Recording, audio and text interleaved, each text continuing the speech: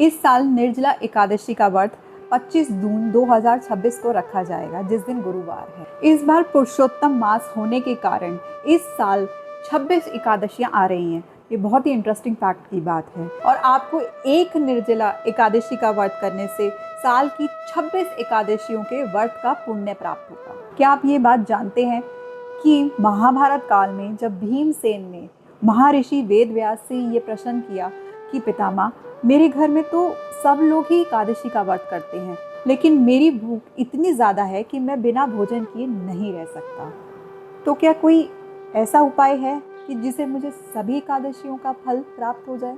तब वेदव्यास जी ने भीम से कहा, हे भीम, तुम ज्येष्ठ मास के शुक्ल पक्ष की निर्जला एकादशी का व्रत करो। इस दिन के सूर्य उदय से और अगले दिन के सूर्य उदय तक अन्न और जल की बूंद ग्रहण ना करो। और उन्होंने ये भी बताया कि इस एक निर्जला एकादशी के व्रत करने से आपको 24 एकादशियों का पुण्य प्राप्त होता है।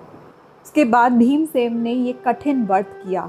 उनकी भूख और प्यास इतनी बढ़ गई कि वो मूर्छित होकर गिर पड़े, लेकिन भगवान विष्णु की कृपा से उनका ये व्रत पूर्ण हुआ और तभी से इस एकादशी को यानी कि निर्जला एकादशी को भीमसेन एकादशी या फिर पांडव एकादशी व्रत भी कहा जाता है। इस दिन जल के दान का विशेष महत्व है। जनरली इस दिन मिट्टी के घड़े में पानी भरकर उस पर खरबूजा और चीनी रख के मिनस के पंडित जी को दान दिया जाता है। इस एकादशी का सबसे महत्वपूर्ण और कठिन नियम, इस दिन सूर्य उदय के बाद और अगले दिन के परायण समय तक पानी पीना पूरी तरीके से वर्जित होता है।